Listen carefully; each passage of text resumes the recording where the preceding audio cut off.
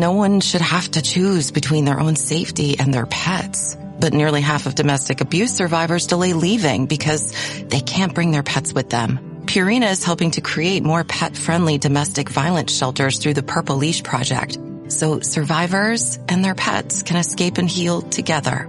Visit Purina.com/purple to learn more. Ah, Smart Water. Pure, crisp taste. That's really good water. It's the kind of water that says, I have my life together. I do feel more sophisticated. Smart Water. For those with a taste for taste. Grab yours today. The More Money Show with Steve Moore. Entertaining and informative on the Red Apple Podcast Network. Welcome back, folks. This is the More Money Show. Thank you so much for joining. I was talking earlier at the top of the show about what is happening in New York and New Jersey with respect to the big losses of population and income as people fill up their moving vans and move out. And we played that Billy Joel song, Moving Out, because people are not moving up and they are moving out of New Jersey and New York. And that is a tragedy, because New York City is our empire city. It's the most important city in the world. And we want to make sure that New York City remains prosperous. So I wanted to bring on John McLaughlin, who is one of the top pollsters in the country. And I often turn to him for getting the pulse of the nation. So, John, thanks for joining the More Money Show. Well, it's a pleasure to be back with you, Steve. Okay, so we do not take sides in elections here at WABC. So all I want from you, if I may, is just what is happening, what you're seeing in the polls, because we are assiduous in not trying to influence, voters.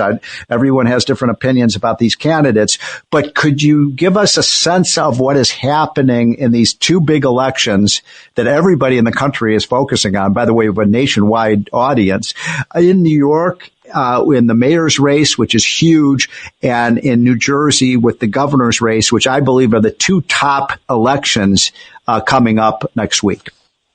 Well, the one thing, New Jersey's close. I mean, you've got polls that are out there, the media polls that you can look at, and when you think about Chiarelli, he was 4 years ago at this point in time, he was down around 10 points, but Murphy was hovering around 50 to 51, and that's a bad sign for an incumbent, right? Particularly in New Jersey. Yep. And New Jersey was a state where during the Trump campaign, when we were polling there for President Trump, when Joe Biden was in it, we were tied. And then when he dropped out, we repolled, and, we had to collectively reallocate our resources to the 7 battleground states because all of a sudden Harris had over $1.5 billion. And so we didn't spend money in New Jersey, but we only lost by 6 points.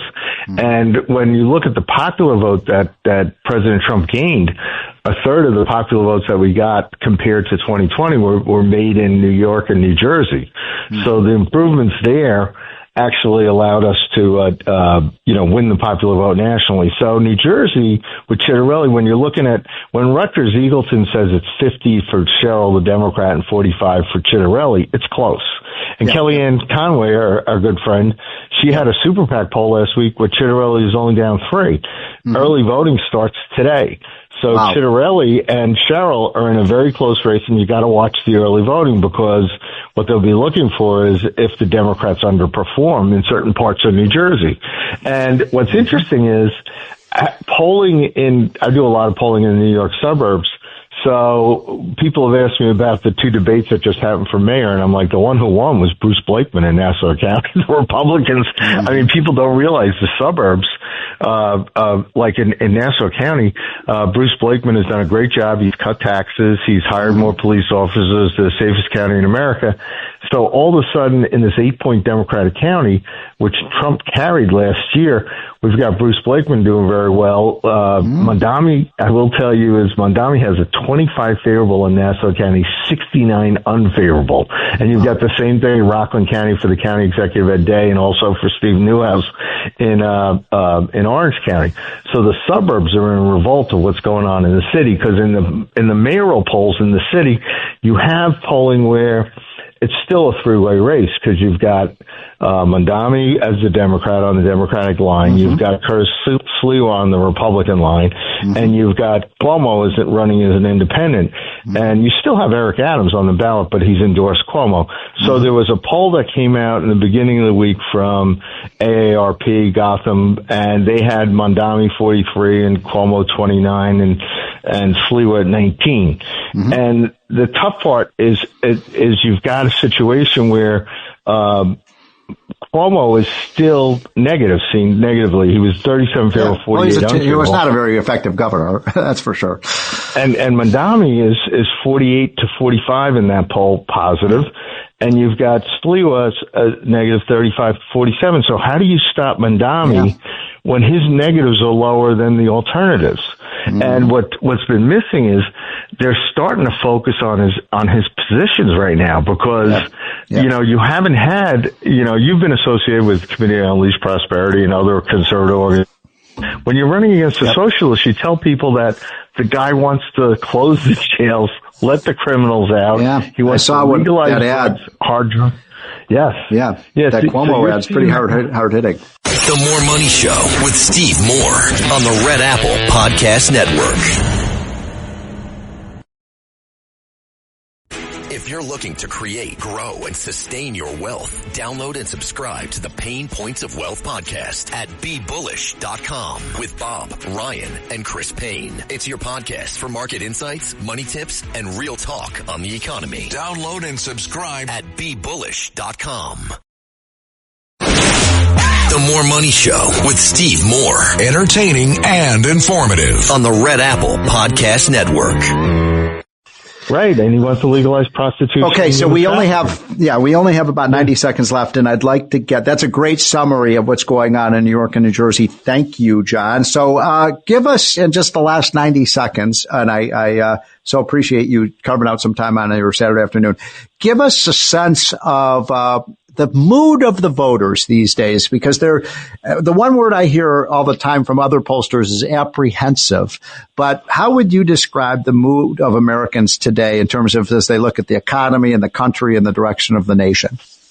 Well, it's different by the echo chambers they're in. If you're in the 37% that are conservative and pro-Trump, and you listen to ABC radio and you watch like Newsmax, Fox News, you're happy. You're saying the country's in the right direction. Donald Trump gets great job approval ratings.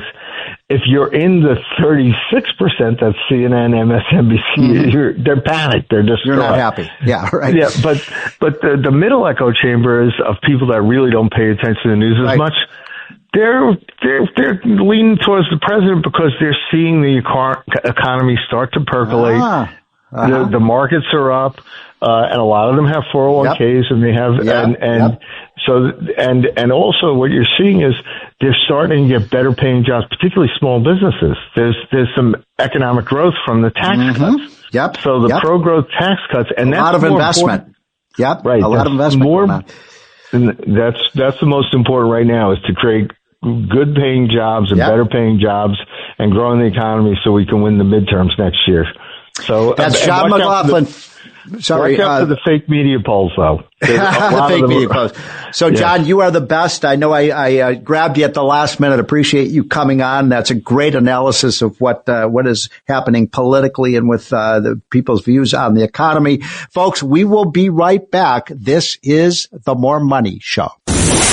Thanks for listening to More Money with Steve Moore. You can hear More Money with Steve Moore Saturday afternoons at 1. If you like the podcast, share it with your friends and listen anytime at WABCRadio.com and download the WABC Radio app. Hit that subscribe button on all major podcast platforms. Plus, follow WABC on social on Instagram, TikTok, Facebook, and X. See you next time for a new episode so you never have to wonder, what the heck is going on here?